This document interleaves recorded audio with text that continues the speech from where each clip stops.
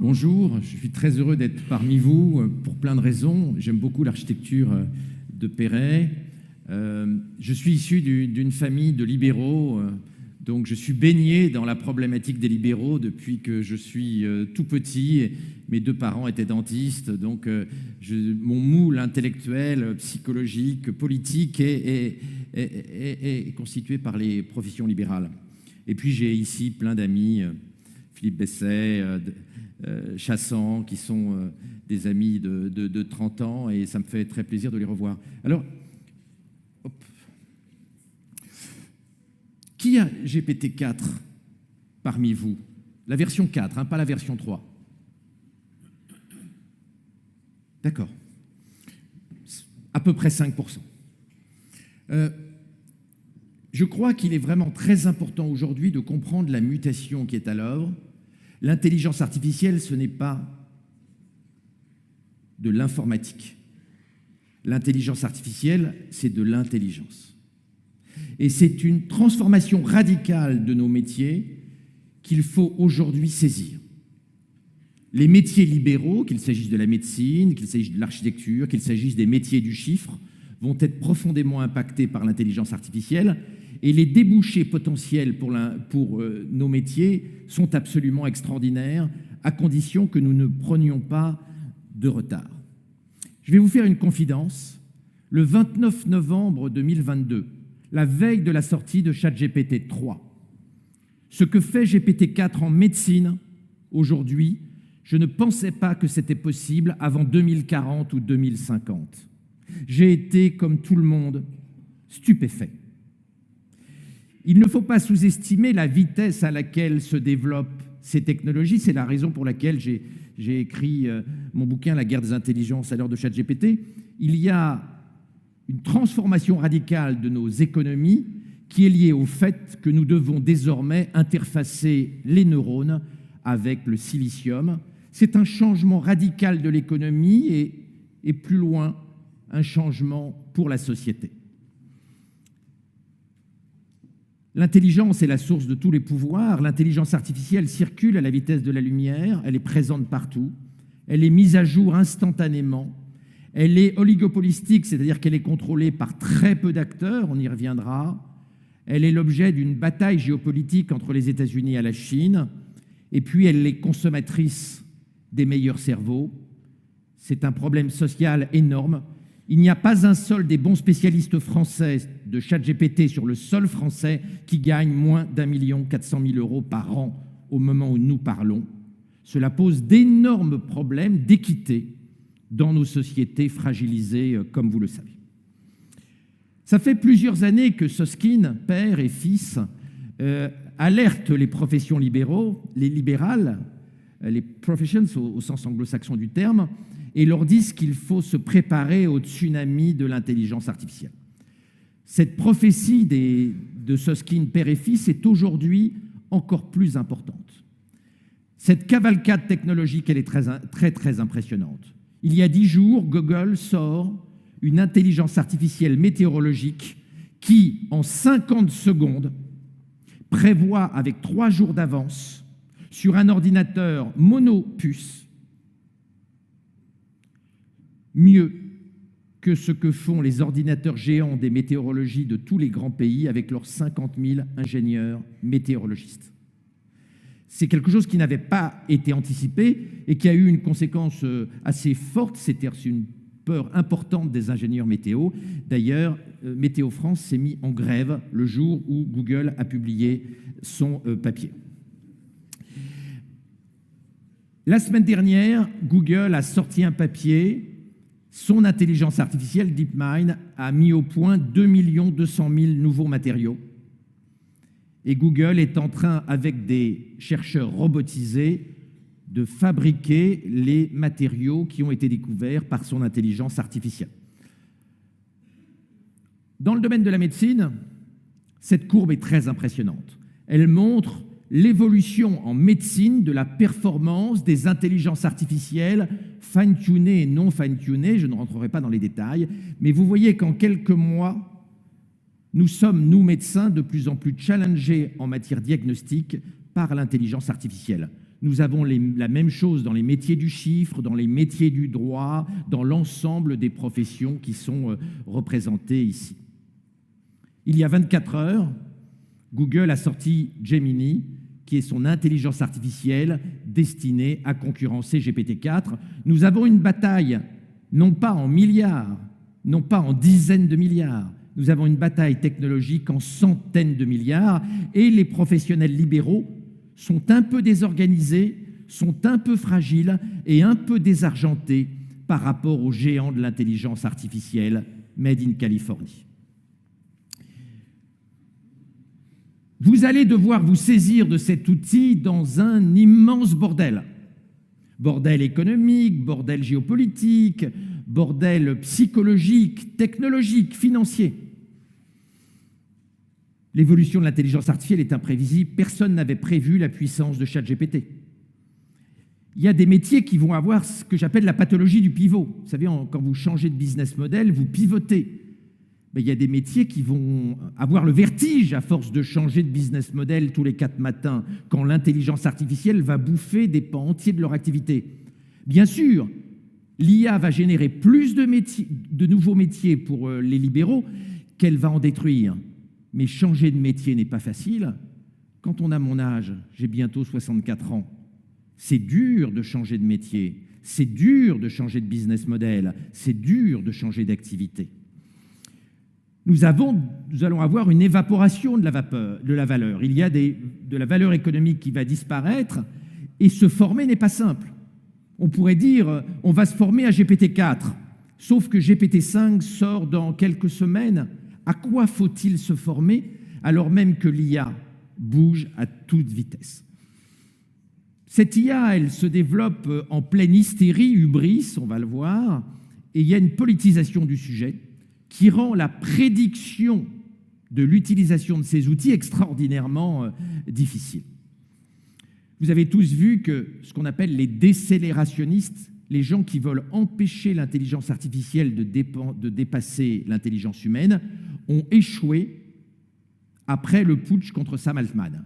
OpenAI a licencié Sam Altman, considérant qu'il veut trop vite aller vers la super-intelligence artificielle, et au bout de 72 heures, le board a giclé, Sam Altman est revenu, et le board a été remplacé par ce qu'on appelle des accélérationnistes, c'est-à-dire les gens qui veulent hâter le dépassement du cerveau humain par l'intelligence artificielle.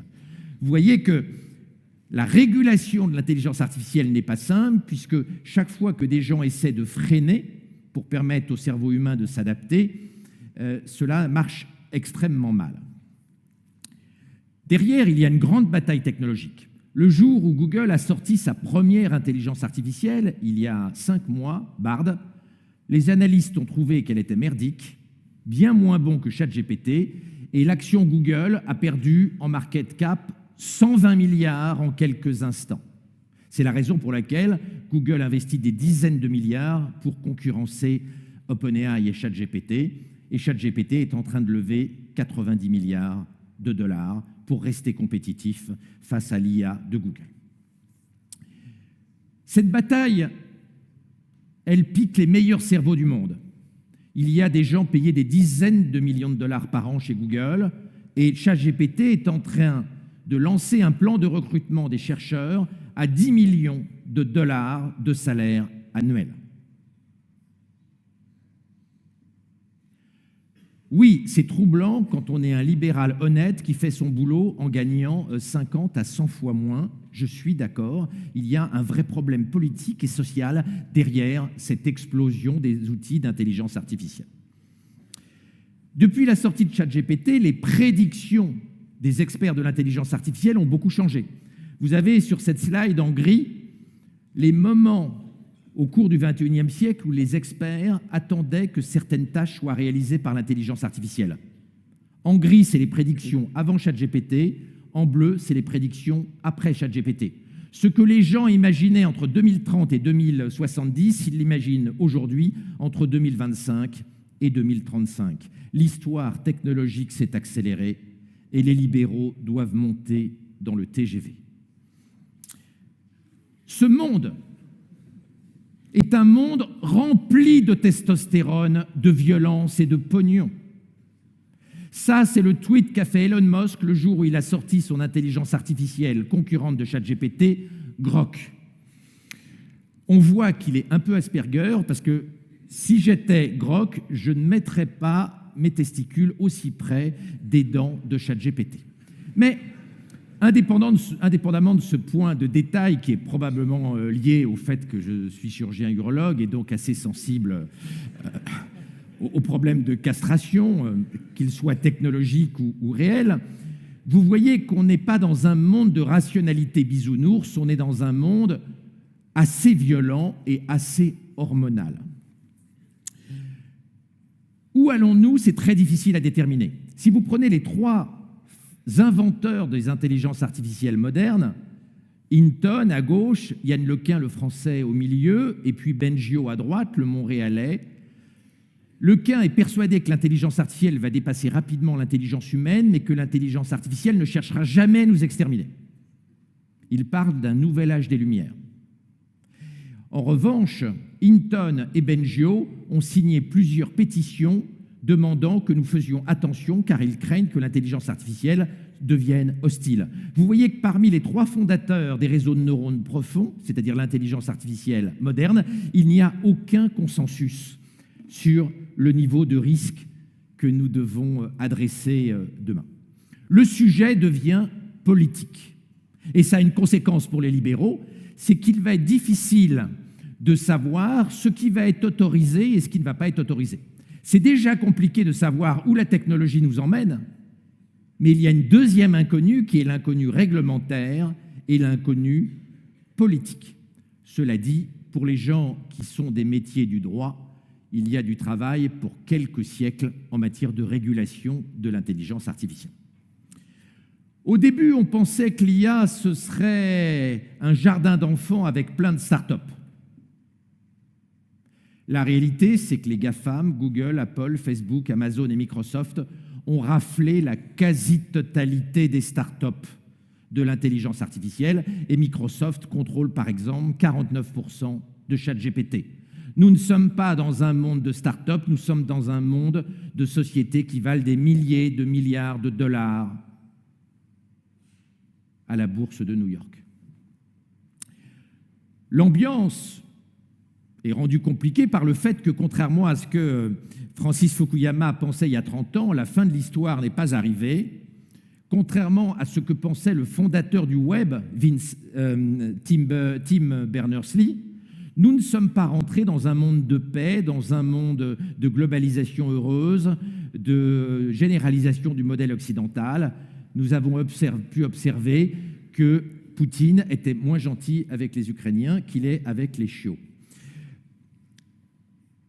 Nous rentrons dans le troisième capitalisme, après le capitalisme marchand et le capitalisme industriel, ce capitalisme cognitif qui est le capitalisme de l'intelligence artificielle, du big data, des neurosciences et de la robotique, alors même que, vous l'avez compris, notre monde est plein de fureur, de problèmes géopolitiques et d'ambitions fortement hormonales. Nous rentrons dans le monde de ce qu'on appelle les technologies NBIC et l'intelligence artificielle accélère toutes les technologies démiurgiques qui ont fait dire à Harari il y a quelques années que nous rentrions dans le règne de l'homme-dieu d'Homo Deus. La cognification du monde, c'est-à-dire le fait de mettre de l'intelligence partout, dans tous les objets, dans tous les métiers, dans toutes les activités, dans tous les business models. Et Philippe de Sertine, tout à l'heure, vous expliquera quelles seront les conséquences de ce nouveau monde économique pour la régulation économique et macro et microéconomique et pour vos métiers. Ce fait de mettre de l'intelligence partout va être bouleversant et va transformer radicalement nos métiers avec quelques risques, mais également d'immenses opportunités pour les libéraux. Nous devons réfléchir aujourd'hui à ce qu'est un monde dans lequel il y a une quantité infinie d'intelligence quasi gratuite. Que deviennent nos métiers quand l'intelligence est gratuite, alors que les libéraux sont des vendeurs d'intelligence?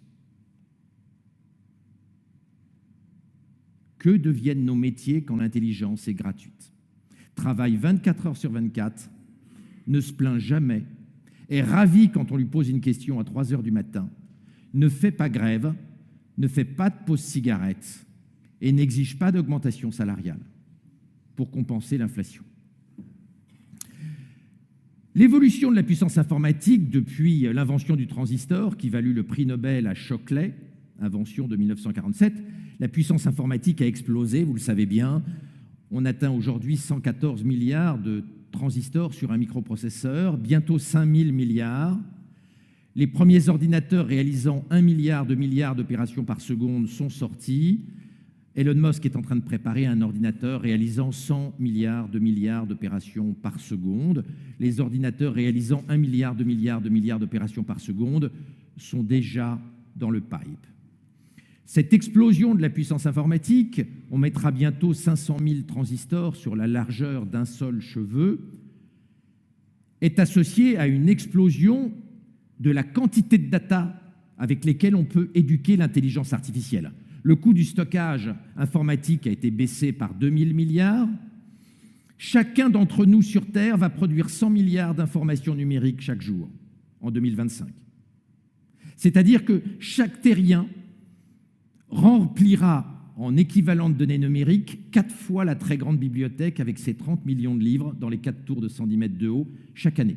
Chaque terrien remplira la TGB 4 fois par an. Cette conjonction d'une grande puissance informatique et d'énormément de data est exactement ce dont l'intelligence artificielle a besoin pour être éduquée. Et c'est pour ça que nous assistons à la cavalcade à laquelle nous assistons actuellement.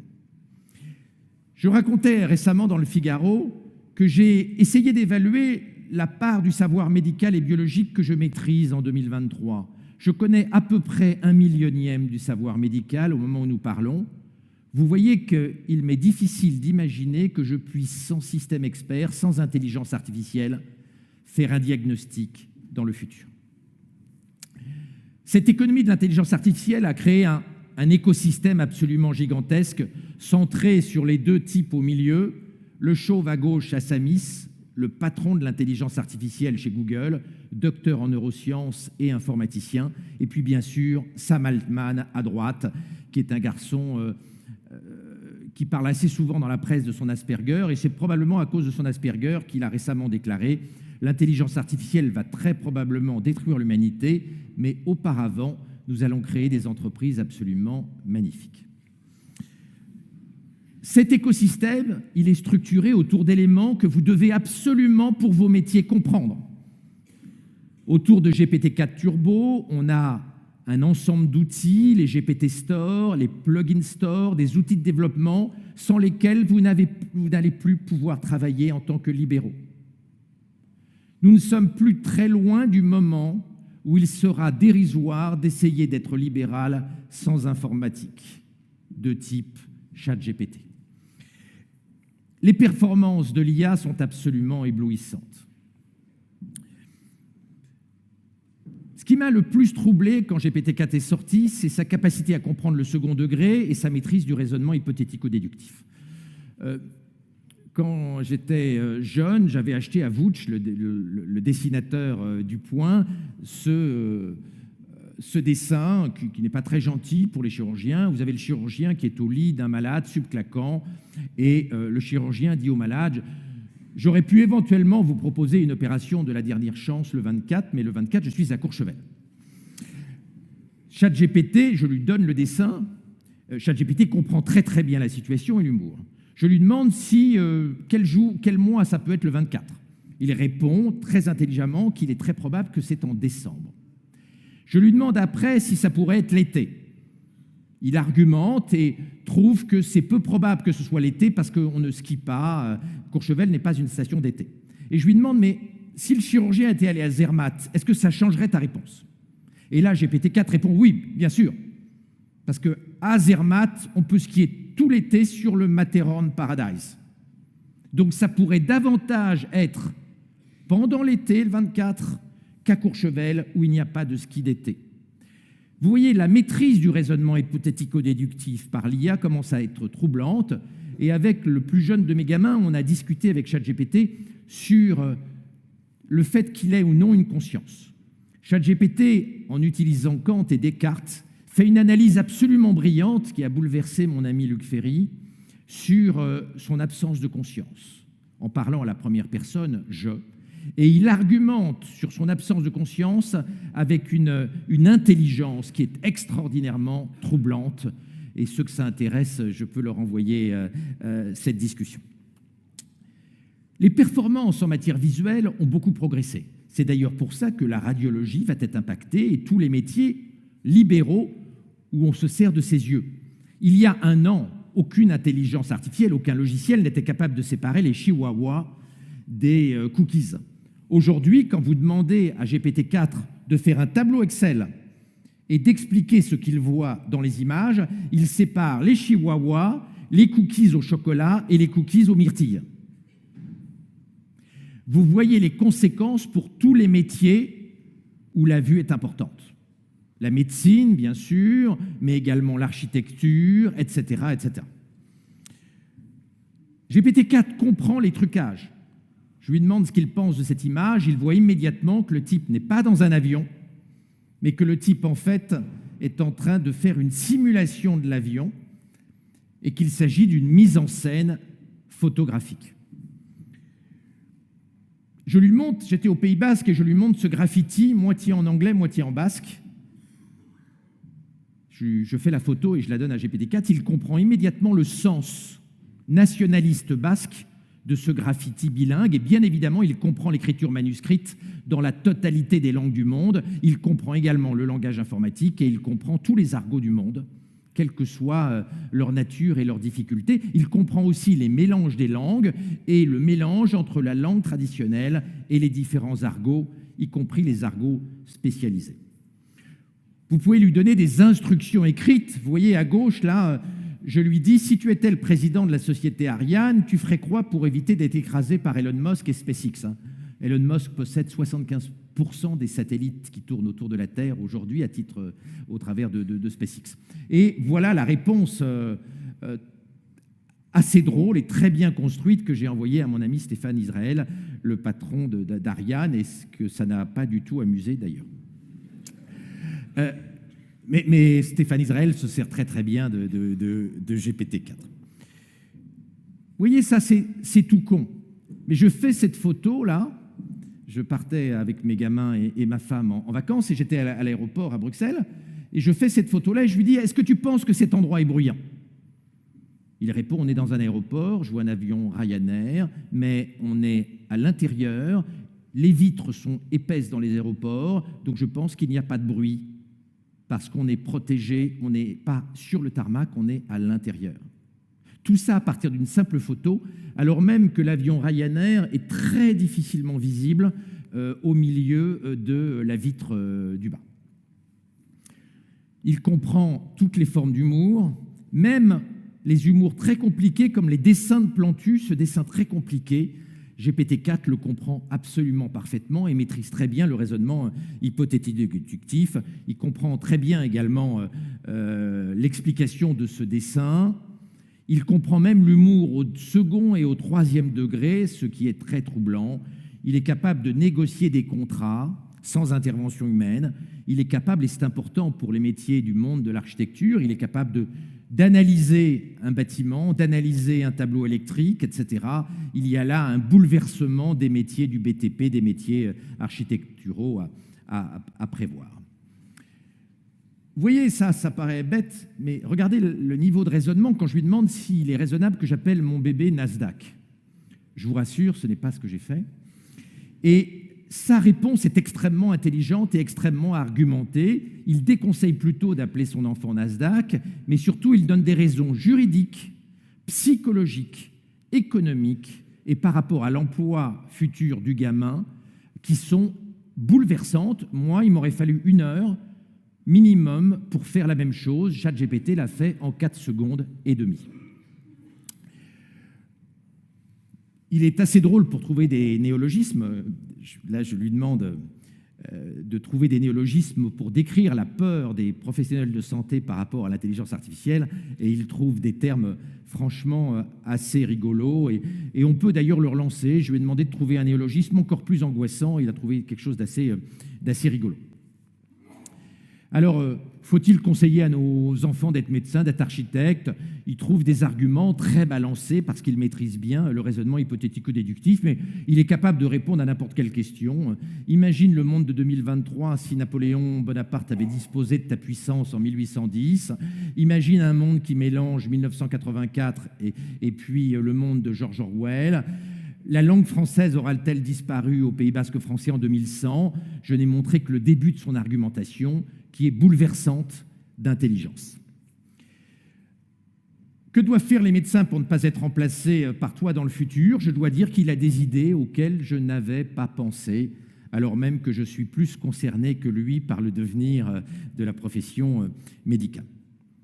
GPT-4 a la capacité de transformer un texte dégueulasse en texte bien écrit. Vous voyez, là, on lui demande, c'est Etan Mollick qui faisait ça, qui est le professeur de stratégie à Wharton. Il demande à GPT-4 de transformer le charabia dégueulasse, là, les 4 lignes du haut, en un abstract de type PhD. Et en quelques secondes, un abstract difficilement compréhensible devient un abstract de grande revue scientifique avec un langage scientifique de haut vol. Il y a un impact pour les métiers de la recherche absolument considérable dans les années qui viennent.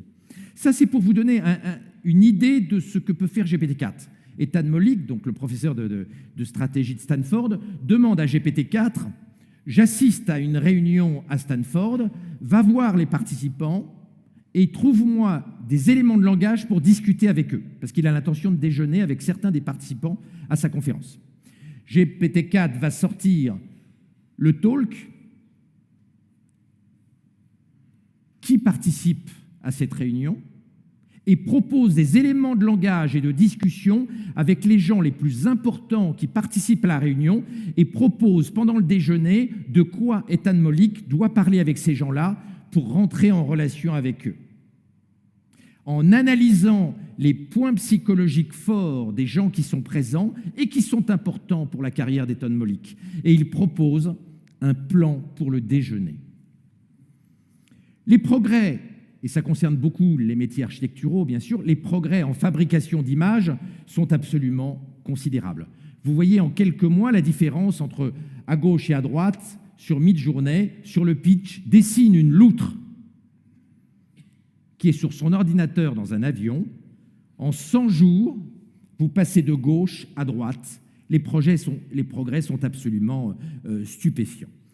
Je ne vais pas multiplier les exemples, mais tout ça est extrêmement bouleversant. Et moi, personnellement, ce qui me trouble le plus, c'est la capacité prédictive.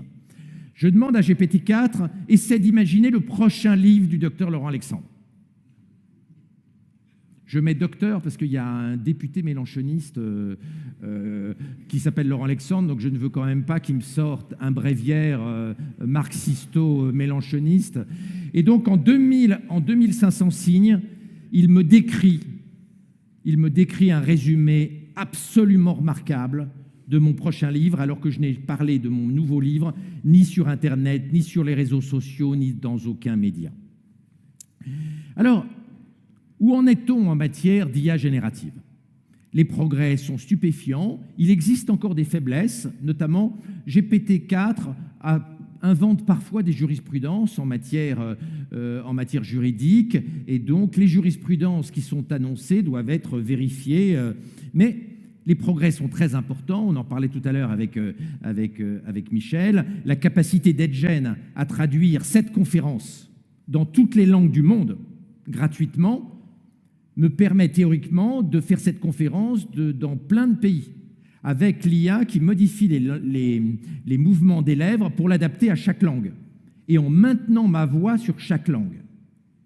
Hein, je vous invite à aller voir ce que fait EdGen, c'est absolument extraordinaire. Alors, les conséquences dans le monde de la recherche, de la science, sont absolument bouleversantes. Aussi, dans les métiers de la mobilité, Nature faisait sa couverture sur le fait que maintenant, l'IA pilote mieux les drones que les meilleurs conducteurs de drones au monde. L'IA autonome toute seule. Le Wall Street Journal publiait une étude qui montrait que GPT-4 écrabouille les étudiants du MBA de Wharton, qui est le 4e meilleur MBA du monde, sur la définition d'idées originales, d'idées nouvelles, d'idées business. GPT-4 ne dépasse pas les étudiants du MBA de Wharton. GPT-4 les écrabouille. C'est pour ça que nous devons vraiment aujourd'hui réfléchir à l'évolution de nos métiers à l'aune de GPT-4. L'étude a été faite avec les consultants du Boston Consulting Group, elle a été faite avec plein de métiers différents. Et il y a un truc qui concerne certains d'entre vous ici. Le Financial Times a sorti une étude sur l'évolution de la demande de freelance aux États-Unis après la sortie de ChatGPT. Alors, on n'a que les 5 premiers mois, on n'a pas ce qui s'est passé depuis la sortie de GPT-4. Eh bien, la demande de freelance aux États-Unis est en chute. Elle a baissé déjà de 3%, et le prix horaire des freelances a baissé de 10%. Les gens maintiennent leur activité, mais en cassant les prix. Si vous êtes traducteur, il faut casser les prix parce que GPT-4 traduit mieux que vous. Si vous êtes illustrateur... Pardon ? J'ai pas entendu. Qu'est-ce qu'il y a ? Qu'est-ce qu'il dit ? Ah oui, non mais ça ne pose aucun problème. Mais surveillez très très attentivement parce que GPT-5 va être bien meilleur. Il y a là, quoi qu'on en pense, un problème macroéconomique qui est que les freelances voient leur valeur horaire baisser et ça doit nous alerter sur l'évolution des métiers. Alors, entre GPT-3 et GPT-4, il y a eu un progrès énorme. Vous savez que GPT-3 échoue à l'examen du barreau américain pour être avocat, échoue aux examens de qualification en médecine générale, échoue aux examens de qualification en médecine spécialisée. GPT-4 réussit brillamment le barreau, le uniforme, réussit brillamment aux examens de médecine générale et de médecine spécialisée. Vous voyez qu'il y a des progrès importants de l'IA qui doivent nous interpeller, non pas parce que nos métiers vont disparaître, mais parce que nos métiers vont profondément muter dans les années qui viennent. Et pour ceux qui sont du monde de la santé, je vous invite à lire le bouquin qu'a écrit OpenAI et Microsoft sur la révolution de ChatGPT en médecine, avec un truc qui est assez troublant, et qui m'a beaucoup perturbé, c'est que l'étude publiée dans JAMA récemment montre que l'IA est 2 fois plus empathique que les médecins, ce qui m'a personnellement un peu perturbé, je dois bien vous l'avouer. Vous avez tous vu que GPT-4 arrive à trouver des diagnostics que les meilleurs médecins américains ne trouvent pas, ce qui est perturbant. Et là encore, ce qui doit nous faire réfléchir quand nous sommes sur les métiers de la santé à l'avenir de notre activité. Je ne parle même pas de Bill Gates qui a prédit que nos enfants apprendraient et nos petits-enfants apprendraient à lire avec les successeurs de ChatGPT et non plus avec leur instituteur à partir de 2025. La robotique est un autre chantier qui nous concerne quand on est architecte, etc. ChatGPT est en train de sortir une gamme de robots équipés de ChatGPT, les robots Neo. Elon Musk est en train de sortir une gamme de robots équipés de son intelligence artificielle à lui, les robots Optimus. Quand on va avoir des robots infatigables avec l'intelligence de GPT-4 ou GPT-4, on rentre dans un monde nouveau qu'il va falloir piloter, qui va entraîner plein de problèmes juridiques. C'est pour ça que je ne suis pas inquiet pour les avocats accessoirement. Cela entraîne une bouffée de dystopie et d'utopie avec des inquiétudes. Il y a aujourd'hui 3 scénarios que les experts privilégient. Premier scénario, l'IA n'atteint pas ce qu'on appelle l'AGI, c'est-à-dire ne dépasse pas l'homme dans toutes les dimensions simultanées. C'est à peu près ce que pensent 10% des experts. Vous avez le deuxième scénario, l'intelligence artificielle nous dépasse légèrement dans toutes les dimensions, c'est ce qu'on appelle l'AGI, c'est à peu près ce que pensent 80% des experts. Puis vous avez le troisième scénario, qui est l'intelligence artificielle atteint très vite la superintelligence des milliers de fois supérieure à l'intelligence humaine. Et là-dessus, je vous invite à aller sur le blog de Sam Altman, le créateur de ChatGPT, qui a expliqué sa conviction que la superintelligence serait là avant 2030. Je pense que quand on est libéral, il faut à titre individuel et puis globalement tout l'UNPL réfléchir à ce qui se passe dans le scénario 1, dans le scénario 2 et dans le scénario 3. Le scénario de la superintelligence entraînerait des modifications assez importantes de vos business models. Si Sam Altman a raison, ça a des conséquences auxquelles il faut réfléchir. Alors, vous l'avez compris, il y avait un putsch destiné à l'empêcher de développer la superintelligence chez OpenAI, mais le putsch a échoué et il est revenu plus fort que jamais à la direction de ChatGPT. Derrière, que peut-on faire? L'interdiction ne marche pas, tous les moratoires ont échoué. Est-ce qu'il faut aller dans le sens d'Elon Musk et mettre des microprocesseurs dans le cerveau de nos enfants? Et Elon Musk a dit qu'il mettrait ces microprocesseurs Neuralink destinés à augmenter l'intelligence dans le cerveau de ses propres enfants. Il l'a encore déclaré il y a quelques jours. Les solutions politiques, économiques, sociales ne sont pas claires, mais Philippe de Sertine vous dira ce qu'il pense des conséquences sociales et économiques de l'intelligence artificielle. Le patron fondateur de NVIDIA, qui est le fabricant de microprocesseurs qui équipent tous les systèmes d'intelligence artificielle, qu'on appelle les puces GPU, a déclaré cet été qu'en 2032, l'intelligence artificielle serait à ses yeux au moins 1 million de fois supérieure à GPT-4. C'est pour ça que je pense qu'il est important que vous rentriez dans le train aujourd'hui avec GPT-4, parce que lorsque l'IA sera 1 million de fois plus intelligente que GPT-4 dans 10 ans, je pense qu'il sera difficile de monter dans le TGV en route.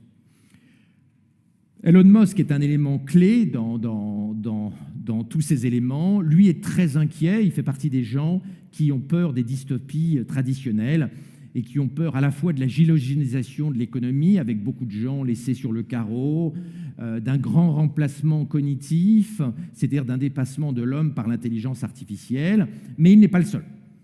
Le patron de Google a déclaré que l'IA générative l'empêchait de dormir. Harari, optimiste comme d'habitude, n'est pas sûr que nous y survivions. Et quant à Geoffrey Hinton, qui est l'inventeur principal des réseaux de neurones de type ChatGPT, il a démissionné de chez Google, comme vous savez. Il a déclaré que si c'était à refaire, il ferait un autre métier, car il regrette d'avoir inventé l'intelligence artificielle. Et il a déclaré « Nous allons devenir la deuxième espèce la plus intelligente sur Terre, derrière l'intelligence artificielle ».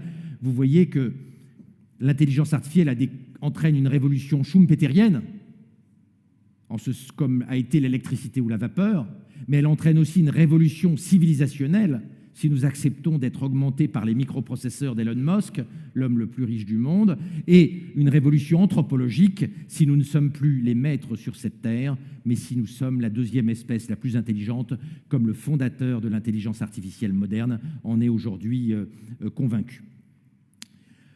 Le 30 mai dernier, les principaux experts mondiaux de l'intelligence artificielle, plus Microsoft, avec Hinton comme premier signataire, ont fait cette pétition. Limiter le risque d'extermination de l'humanité par l'intelligence artificielle exige une coopération mondiale au même titre que la lutte contre les pandémies ou contre le risque nucléaire militaire. Vous voyez, nous sommes dans une ambiance qui est un petit peu dystopique. Ce qui me paraît le plus important, c'est de gérer la crise cognitive. Ce choc de l'intelligence artificielle n'est pas anticipé. Vous voyez que même parmi nous, ici, il y en a beaucoup qui n'ont pas encore GPT-4, donc ils ne sont pas préparés au choc technologique présent et au choc technologique à venir. Cela va créer une crise, mais également beaucoup d'opportunités, parce que, notamment pour les métiers de l'identification et de l'authentification, il y a un boulevard. À la fin du printemps, cette journaliste du Wall Street Journal racontait comment elle a créé une IA clone d'elle-même qui a appelé sa banquière, son papa et sa maman. Ses parents ont cru que c'était elle et la banquière était prête à faire un virement alors même que ça n'était pas elle, c'était une intelligence artificielle la représentant, mais la voix était parfaite, le langage reprenait toutes ces expressions de langage, à tel point qu'elle avait mystifié, y compris ses propres parents, parce qu'on peut faire une intelligence artificielle, j'aime beaucoup faire ça avec ChatGPT, vous lui demandez, prends les types de langage de quelqu'un, et ChatGPT est assez drôle, il a très bien compris mes tics de langage à moi, et il fait du Laurent Alexandre instantanément en temps réel, mais ça a un inconvénient, c'est qu'on peut aussi faire du Laurent Alexandre face au banquier de Laurent Alexandre, et on peut faire la même chose avec vous, donc il y a plein de nouveaux métiers libéraux à inventer autour de l'identification et de l'authentification à l'ère de l'intelligence artificielle. Va-t-on vers la mort du travail, et plus particulièrement vers la mort des libéraux? Je n'y crois pas. Vous avez probablement vu qu'Elon Musk a déclaré devant le Premier ministre anglais le mois dernier à Bletchley Park que 100% des travailleurs humains vont être dépassés par l'intelligence artificielle. Elon Musk a déclaré devant le Premier ministre anglais « Il n'y a pas un seul être humain qui sera aussi intelligent que l'intelligence artificielle dans peu de temps ». Je n'y crois pas une seconde. En revanche, je pense qu'il faut se préparer à ce que l'intelligence artificielle nous challenge fortement. Il y a des gens très pessimistes, comme Kai Fu Lee, milliardaire sino-américain, qui est le spécialiste mondial de l'économie de l'intelligence artificielle et qui a une vision moyennement optimiste du médecin de 2030, puisqu'il a déclaré que le médecin de 2030 serait un tiers infirmier, un tiers technicien et un tiers assistante sociale, alors que le vrai médecin serait l'intelligence artificielle. Là encore, je n'y crois pas. Si les libéraux, si les médecins prennent le train de l'intelligence artificielle et deviennent complémentaires de l'intelligence artificielle et non pas substitués par l'intelligence artificielle. Et puis, je rappellerai ce que Pauling, double prix Nobel des années 60, avec la quasi-totalité des prix Nobel américains, avait écrit en 64, une lettre au président des États-Unis, les avertissant que l'intelligence artificielle allait détruire le travail aux États-Unis d'Amérique dans les 2 à 3 années qui viennent, et que le président devait interdire, bloquer l'intelligence artificielle, car sinon il n'y aurait plus personne qui travaillerait aux États-Unis en 1968. Ils avaient beau être prix Nobel, ils s'étaient complètement trompés. Ils avaient vu les destructions d'emplois par l'informatique, ils n'avaient pas du tout vu les créations d'emplois par l'intelligence artificielle et par l'informatique. Alors, nous allons gérer une transition cognitive, nous allons passer d'une intelligence purement biologique sur Terre à un mix d'intelligence humaine, plus ou moins interfacée, cyborgisée avec l'intelligence artificielle. Alors Ray Kurzweil, le vice-président de Google, explique qu'en 2030, nous allons avoir des capacités démiurgiques, reprenant par là les termes d'Harari, puisque nous aurons des microprocesseurs dans nos cerveaux, et Neuralink a été développé, comme je vous le disais, par Elon Musk. Dans cet objectif, il y a là plein de questions éthiques, politiques, qui vont faire plus de travail pour les libéraux que cela va en détruire. Il est d'ailleurs assez amusant de voir qu'il y a déjà une liste d'attente avec des milliers de personnes qui supplient Elon Musk pour avoir un microprocesseur dans leur cerveau. C'est un miracle, je n'ai dépassé mon temps que de 12 minutes. Excusez-moi. Quelques mots de conclusion. Nous sommes dans un brouillard numérique. Et nous sommes dans un brouillard numérique et dans des incertitudes importantes dans nos métiers, parce que la plupart d'entre vous n'ont pas GPT-4. Donc, cet après-midi, tout le monde sur GPT-4, après la fin du colloque, pour comprendre la nature de la révolution en cours.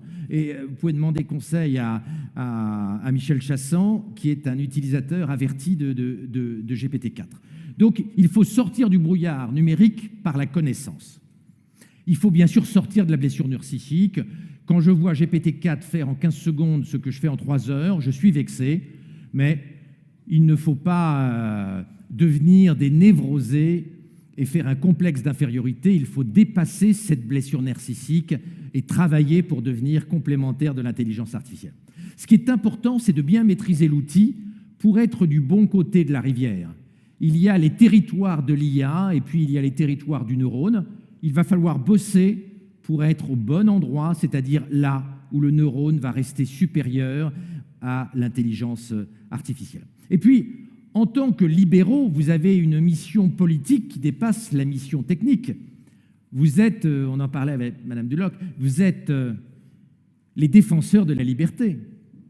Les professions libérales défendent l'autonomie et la liberté. Vous n'avez pas vocation, à l'ère de l'intelligence artificielle comme avant, à être comme les avocats d'Yves Montand dans l'aveu. Je pense que tout le monde a vu ce film. Il est vice-ministre des Affaires étrangères dans la Tchécoslovaquie stalinienne, et il y a le procès terrible impulsé par Staline.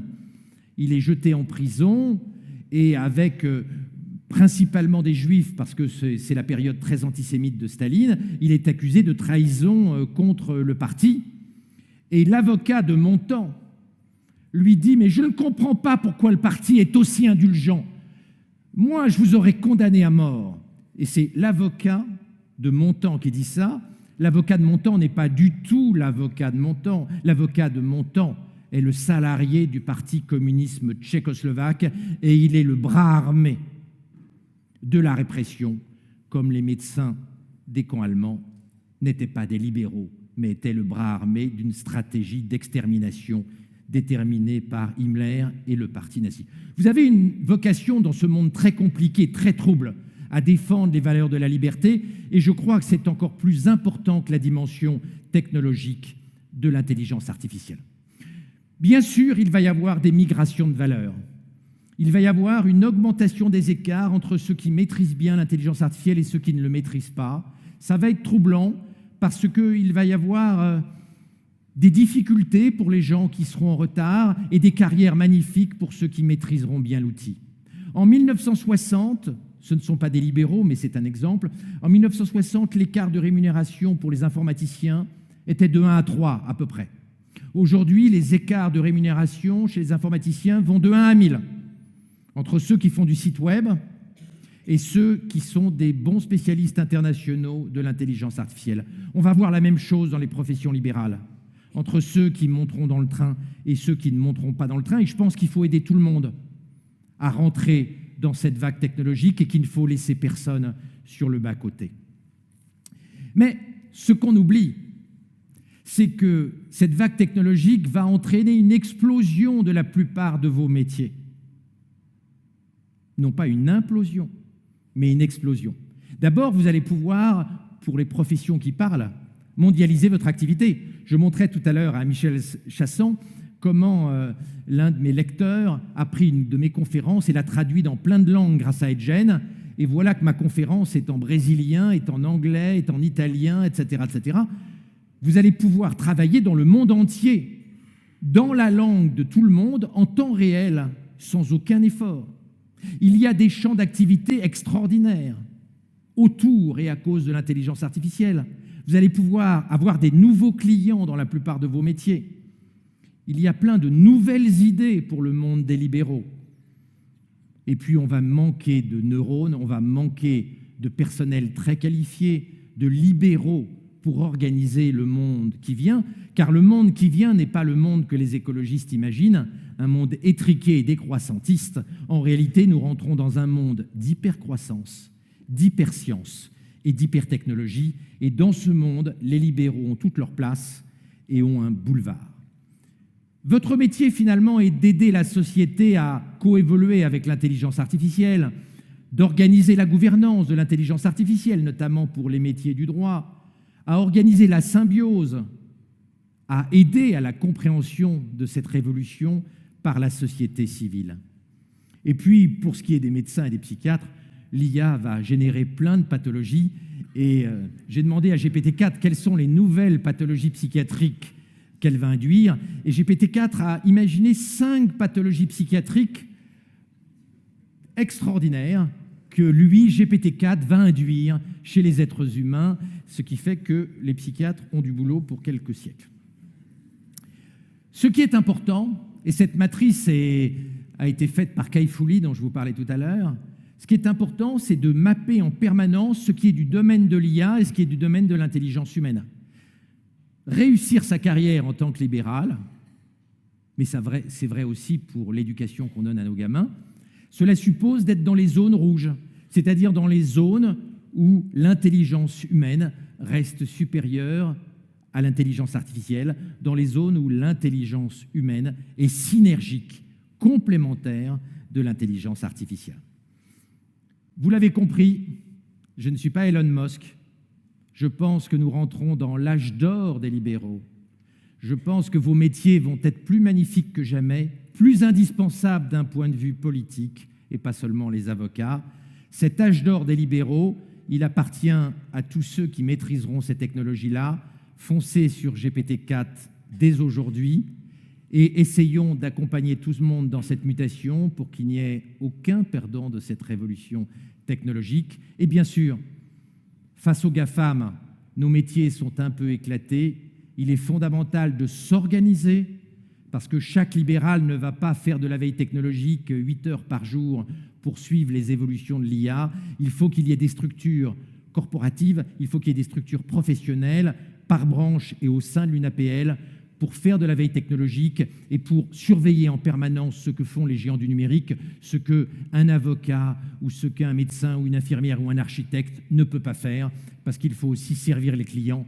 Votre métier n'est pas d'être veilleur technologique, il faut chasser en meute. L'âge d'or des libéraux est là, et il faut l'attaquer en meute, de façon collective et organisée. Je vous remercie.